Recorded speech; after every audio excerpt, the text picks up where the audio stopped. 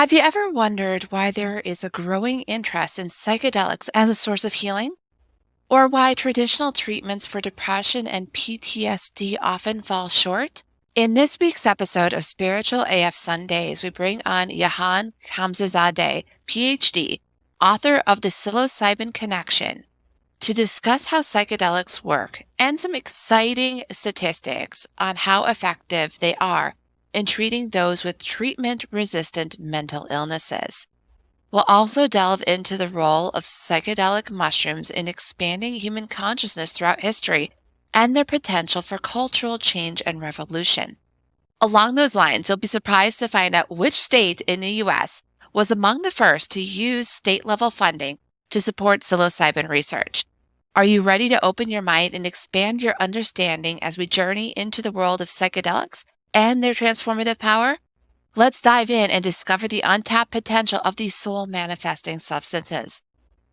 It's time to grab your favorite beverage, sit in your favorite chair, and get ready for this week's episode of Spiritual AF Sundays, the spiritual perspective of psychedelics, with Dr. Jahan Khamsehzadeh.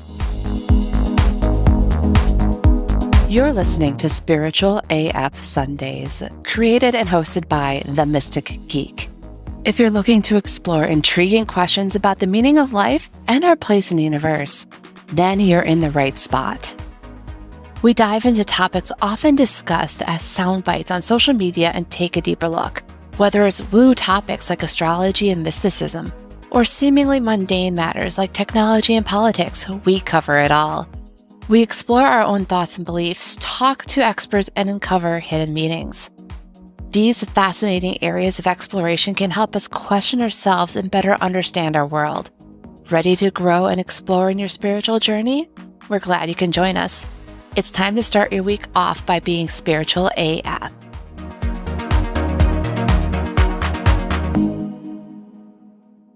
Welcome back, listeners. Today we have Dr. Jahan Khamsehzadeh with us. It's a pleasure. I'm grateful to be here with you and your audience. Thank you. Tell us a little bit more about yourself.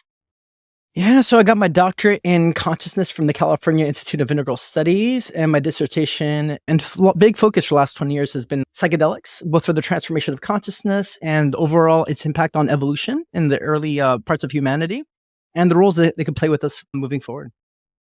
Glad to hear that. We're going to start off with keeping it fairly simple since a lot of my audience is new to this topic in general. How would you define a psychedelic? The word itself with Greek origins tends to be psyche, mind, and delic is manifesting, so mind manifesting. But there's also deeper roots with the word psycheism with psychology, which originally is meant to mean soul, before more of a materialized reductionistic worldview. So you can also see that it's soul manifesting.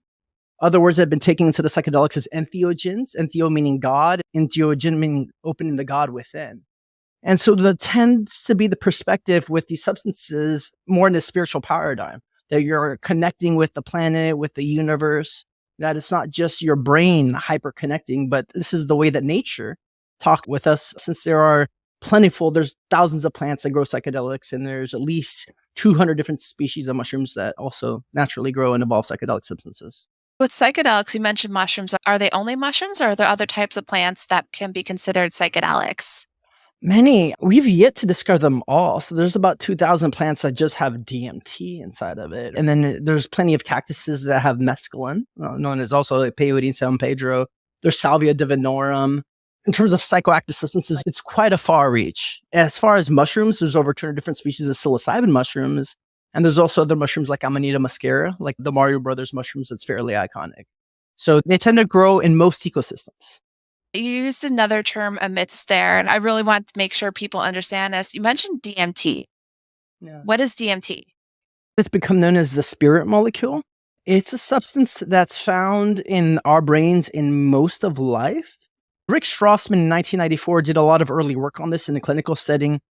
And he worked with about, I believe, 60-something participants giving high dose of DMT. And most people in that study, and even present day, you have a very strong visual, sometimes you can call them hallucinations, but the sense is that you're tapping into a different reality. And many times these realities inhabited by other intelligent beings. So we call them spirits, aliens, sometimes God. And DMT is a very fundamental, simple molecular compound and structure, right? And most of the other psychedelics that they're serotonin based are based off of DMT. So psilocybin has DMT inside of it, right? Ayahuasca, which people tend to use, is DMT mixed with harmaline, which extends the DMT process. LSD also has DMT inside of it. And so they tend to work with our receptor sites because our body already has DMT very well, generally with no biotoxicity. I want to go further on that. How do psychedelics work? How do they affect us? Yeah, so many routes of which we can see that. We look at the brain, as I mentioned, the most common ones fit into serotonin receptor sites, like a key going into a lock. And it quiets what's known as a default mode network in the brain, which the neuroscientists tend to associate with like ego sense of self, where you think me, I, and I. That's a network that lights up. As that network or voice quiets down, the brain begins to hyperconnect. And that network, the default mode network, is overdeveloped in people with anxiety or depression because you're constantly in pain, right? So you constantly think about yourself. So that's overdeveloped. And as that part quiets down, there's a sense of unity that arises in the brain, along with a lot of creativity, and stimulates neuroplasticity. So the ability for the brain to change to different patterns, and also stimulates what's known as neurogenesis, the growth of new neurons. So the brain physically begins to heal and grow. Exponentially, Stanislav Grof, he's been a researcher in this field for about 60 years. He says psychedelics catalyze what's called holotropic states of consciousness, states that organically move towards wholeness. So any repressed parts of our psyche, given the right dose and setting, tend to come up to be integrated with inside of us. How did humanity start using it? Did one of our ancestors long ago eat something that they thought was weird and all of a sudden it became a thing? How did this all start? Great question. That was actually the heart core of my book and dissertation research. And I took the idea first from Terence and Dennis McKenna. And the idea is that early human consciousness was catapulted forward from the rest of the animal kingdom because of the use of psychedelic mushrooms, being the idea so simple that our consciousness expanded historically. Nobody can really doubt that compared to the rest of the animals. There must have been a consciousness expanding substance in the environment. As we mentioned, psilocybin mushrooms are plentiful in the environment. It's the most common mushroom in the African savannas where it evolved. There's anthropological evidence showing cave art use of psychedelic mushrooms in the area. It looks like when we were primates moving into hunter and gatherers, it was plentiful in our environment. Anthropologists are pretty all set that shamanism was the first kind of form of ritual and spiritual inclinations in humanity, that there is a facilitator or guide that kind of talk to the spirit world and use plants, right? So you have the beginning of religions and rituals and historical evidence throughout the entire world, throughout caves and other artifacts. And so the idea, it's been there all along. As we move into the agricultural revolution, where we started to grow our own plants and foods, we fell away from a lot of the other plants in the environment. And as Yuval Noah Harari and his bestseller Sapiens point out, mushroom spores are elusive. So they didn't move into the agricultural revolution. So a lot of the world lost contact. That being said, indigenous societies have that practice. And in the Americas, you had about 70 million people up until 500 years ago when the Europeans came that had huge psychedelic societies here. So the Mayans, the Aztecs, the Toltecs, we had millions of people here. And then also indigenous societies across Africa and Asia still using psychedelics along with mushrooms to connect spiritually with the environment. Got it. So basically, it was that one of our ancestors ate something, but it led to discovery, it led to a lot of growth. And then, yeah, as you shared through the agricultural revolution and all those sorts of things, we lost touch, except in pocket areas on it. And Mhm. then we start hitting the last century when it's, at least as far as I'm aware, and you can correct me on this one, it seems Mhm. like there was like an increased awareness in the last, since 2023, I would say about 50, 60 years ago is Yeah. when we start seeing that a bit more. And nowadays it's starting to become a bit more in public awareness, but there still is a lot of mystery around it. Would you say that's about correct? No, that's definitely correct. And part of it's sad of how we've lost contact for so long. But even 500 Mhm. years ago in the late 1490s, when the conquistadors were coming and the clergy, they wrote of the Aztecs having high level mushroom use. And the order from the church was to eradicate that use. And we had the largest genocide, ethnocide in human history. So there was a lot of judgments and blocks within Western societies to not look at shamanism and other cultural practices as a sense of validity. So we've really had to move culturally and become a lot more open-minded. And then it was in 1955, Gordon Wasson, he was a JP Morgan banker that went to Mexico, had the first psilocybin experience in a ritual setting, published it in Life magazine in 1957. That widespread knowledge of psychedelics became really huge. Then you had the hippie revolution in the 60s, Mhm. and then the fear counterbalance from the general public.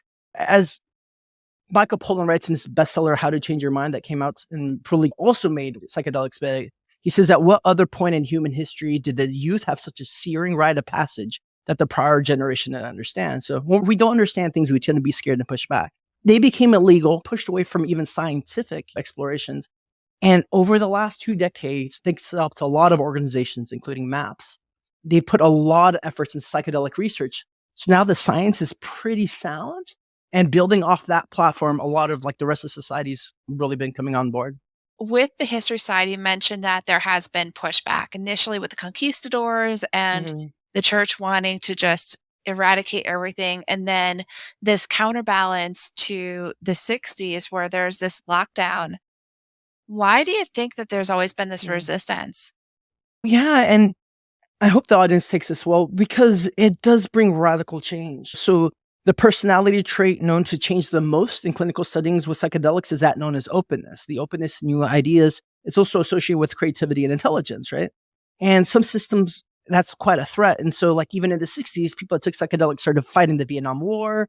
They started fighting for racial rights. They started fighting for feminism. So there's a lot of loss of power.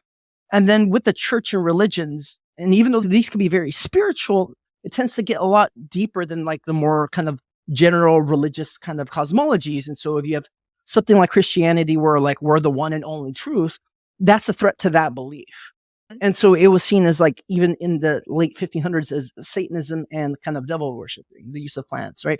But witches were burned, right, for using plants. And so that kind of mindset is shifting. We've become more open-minded as a culture. And it's probably our greatest source for psychological healing, just looking straight at the clinical evidence. And because of the rise of depression, which I believe the World Health Organization says it's the highest reason for disability right now in the world, increasing suicide rates, increasing anxiety. But it's very clear that the antidepressants aren't necessarily working. General therapy isn't necessarily working. And so people have moved forward to embracing psychedelics. And there's pretty much no political opposition now, like Republicans, Democrats, everybody's been on board. You mentioned the mental health side. What Please. type of studies have already been done when it comes to the use of psychedelics and treating various either mental illnesses or I would even consider PTSD, even though it's not necessarily Yeah. wired or predispositions in someone's brain, but having it where the environment impacts them to where it rewires things. What sort of research Mhm. has been done on that? I'm going to group together what's known as the tryptamines, which includes LSD, DMT, which is also ayahuasca, and psilocybin. Molecular very much the same and create very much similar states of consciousness. So it looks like it's an 80% success rate with treatment-resistant depression. This is a population that they've already tried pretty much all the other treatments, both kind of therapeutic and medicinal, and it hasn't worked. 80% of that population heals, right? 80% success rate with near end-of-life anxiety. People diagnosed with a terminal illness with 6 months to 2 years to live. And because of that impending death, they're paralyzed in fear and can't enjoy the rest of their life, right? So 80% of them get out of their fear trap. 80% success rate for alcoholism and nicotine addiction, which is the highest numbers out of any other transformative modality, right? No other therapies hit that number. Success rate with OCD. And I think there's going to be a list of a lot more. Again, these substances create wholeness, which breaks a lot of these patterns that we have, including a deficient sense of self. MDMA has been super successful for PTSD because it kind of releases fear in the body and helps somebody feel safe. So these are the highest numbers compared to any other modality. Yeah. Amazing. Yeah. That is definitely amazing where you have these people who our modern Western medicine system for all the advancements it hasn't been able to help them, but Mm. this plant medicine has. That's I keep wanting to say there wish there was a better word than amazing, Yeah. but that's pretty much it. It's awesome, it's amazing, it's damn. Yeah. Yeah. Yeah. So that's the clinical kind of observatory statistics, and they are amazing. It's equal and parallel to the actual experience itself. There isn't much to use as a metaphor to kind of compare it to, but trying to show somebody a color they've never seen, it's impossible. If somebody's never seen blue, you can't really explain to them blue. It's not like I can point to green or red, really. We're talking about an expanded state, possibly of unity, connection, everything, deep experiences of love that can go beyond our biography, cleansing and connecting with your ancestral family line, connecting with the entire planet and nature. And just one of these experiences can drastically change one's orientations, their worldview, their values, their sense of meaning of who they are. So the experience itself can be quite profound.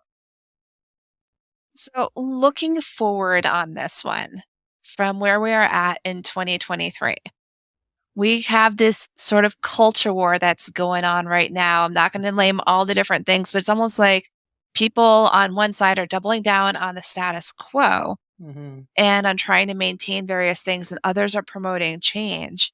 Do you genuinely see these tools gaining greater acceptance when their use is, as shown in history, leads to the change and disruption of the status quo? Mhm. Because Mhm. I'm looking at this going, yeah, there's acceptance, but once people start catching on that this could lead to another cultural revolution, I'm Mhm. curious where you think things are going to go from there.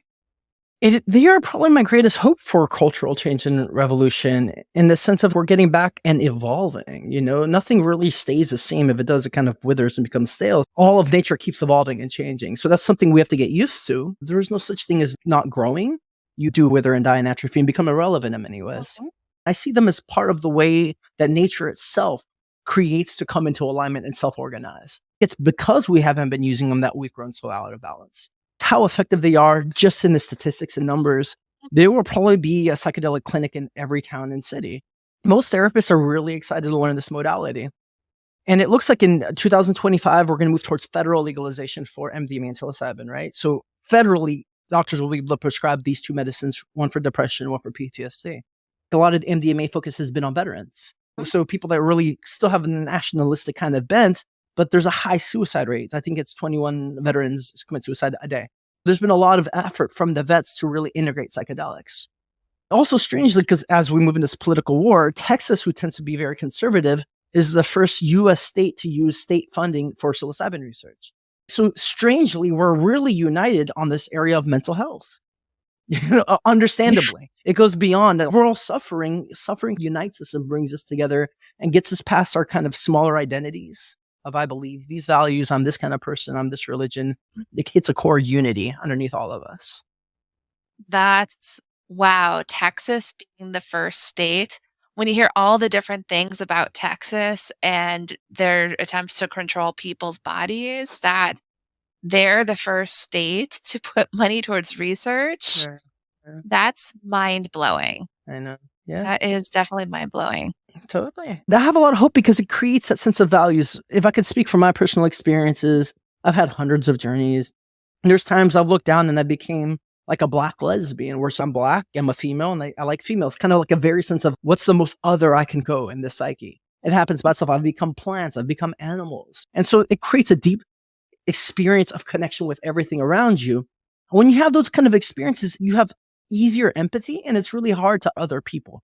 This could be a way of building a more equal future by allowing those who might be rigid in their beliefs that opportunity to step outside of that rigidity and to experience life in a different way and possibly learn empathy that way. No, absolutely. That's what the studies show in terms of letting go of rigidity, and I've seen it in my own life. As a strong example, I was a very hardened atheist until I took mushrooms. Like I had 1,000 reasons why God doesn't exist.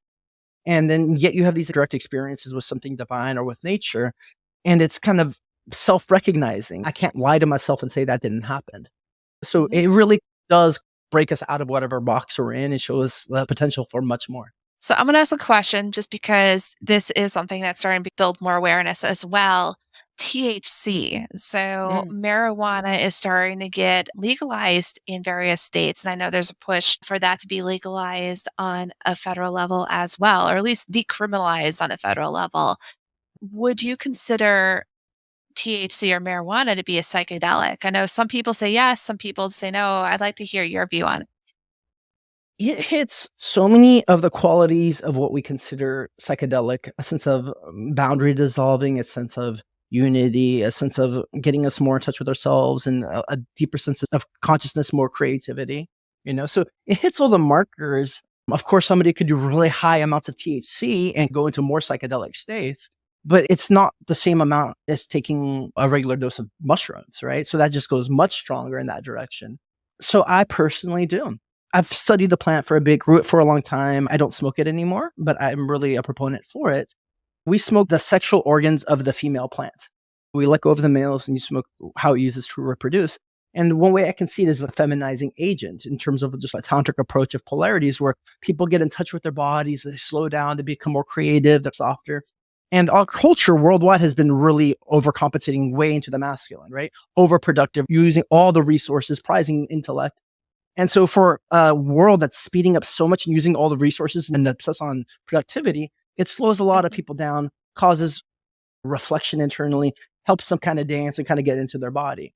So I think worldwide, it's been an amazing medicine to create equilibrium. Then after that, it's up to us of each individuals of how often we want to use that medicine. Thank you so much for sharing all of that. So, next steps, what can people start doing today to help support this movement? Yeah. Education is the first and foremost. That's why I spent a lot of time doing this and wrote a book on it. When I started this, there was 2 psychedelic trainings. That was it. I hear of a new one every week now. Aside from the education, people can learn to grow mushrooms. So that legally, that's up to them how they want to maneuver that. But there's a lot of websites, including my friend Seth set one up on mycorrhizingfungi.com that shows you how to just grow mushrooms. That's a way to build relationship. Then we created a peer supporter online training too with another company I worked with called the Silo Health. So PSILO health.co, a free 4-hour training to help people learn how to sit for each other. And that being the case is as much as I'm actually a proponent for working with a psychedelic guide or therapist, first and foremost, Mhm. then a ceremony setting. If you can't do one-on-one or afford that, like a group experience, a lot of people can't afford to pay a professional. If we're looking at underprivileged communities around the world, most of them can't afford a therapist. And so you want them to go find a specialty therapist. So we created at least the fundamentals harm reduction model so people can begin to just heal their own communities. So there's many maneuvers depending on how deep they want to go with this relationship, whether it's just understanding Yeah. it, practicing it, or beginning to hold space for others, and then eventually maybe getting trained in it for sure. Thanks for pointing out that a lot of these things that are out there do require money or access on it, so that there's Mm, this community level where people can provide mutual support on it. That's really inspiring that that is also being developed as well and to yeah. help people with this. Yeah. Personally, for my life, and I think for a lot of people, it's developed empathy very large. There's a sense of oneness where you can feel everybody's pain. Oh, And yeah. the only way to create the world we want is by doing it together as much as possible. Exactly. Thank you so much for your wisdom today, Jahan. Is there anything else that you'd like to share with our audience before you go?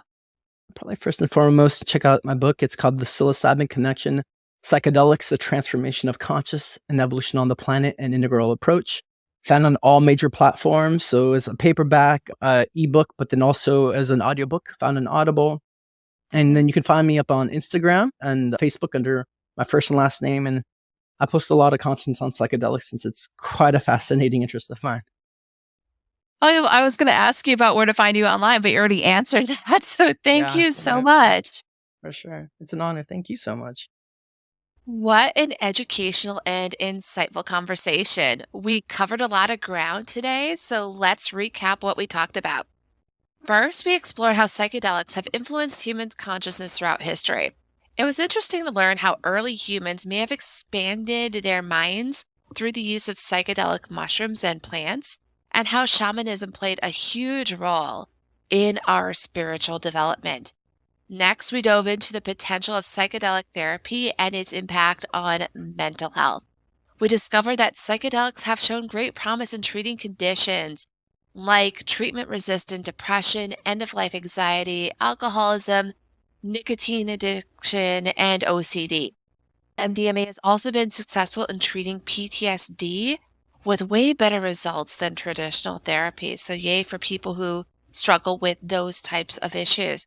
We learned how drugs such as DMT can create intense visual experiences and take us into different levels of reality where intelligent beings can reside. They work with interacting with serotonin receptors in our brain, leading to increased brain connectivity, creativity, and neuroplasticity. Furthermore, we explored how plant medicine can bring about cultural change and revolution. The profound experiences and transformations that can occur through these medicines, like feelings of unity, connection, love, and ancestral healing, have the potential to make significant shifts within our society. Along those lines, we discussed the resistance to psychedelic use over time. From the churches cracking down of their use during the colonization of the Americas to the pushback against psychedelics during the hippie revolution, it's clear that these substances and their ability to open our minds have been seen as a threat to the established systems and their beliefs. Overall, it's clear that psychedelics have the potential to completely transform mental health treatment and bring about profound changes in our society. We hope that our discussions have given you valuable insights and sparked your curiosity to learn more about this fascinating field. We went through a lot, and I mean a lot. Hopefully, you gained a clearer understanding of the benefits of these types of medicines. Let's shift to discussing what's coming up episode-wise. On Sunday, July 23rd, we're bringing on Kirsten Weiss to discuss her book, The Mysteries of Tarot, and how it fits into her Tea and Tarot mystery series. On Sunday, July 30th, we're going to do a solo episode where we discuss Lunasa, aka Llamas, the first of the 3 harvest festivals on the Wheel of the Year. We'll do a high-level overview of how this day fits within witchy traditions, and how you can use the subtle energies from this time of the year in your own spiritual practices. On that note, we're going to wrap up this week's episode of Spiritual AF Sundays. And hey, as we dive deeper into the potential of psychedelics in mental health treatment, let's approach this journey with an open mind and a compassionate heart, shall we? These substances have shown some seriously promising results in breaking down patterns, nurturing empathy, and forging powerful connections within ourselves and the world around us. So let's get excited about the chance for some real cultural change and revolution. Picture a future where psychedelic therapies are accessible to all and seamlessly integrated into our own healing practices. Together, we can build a world that's more equal and empathetic, tapping into the power of plant medicine and the transformative potential of psychedelics for the benefit of everyone. How amazing would that be? Again, I hope you found some wisdom here that you can take with you in your day-to-day life. With that, have a spiritual AF week.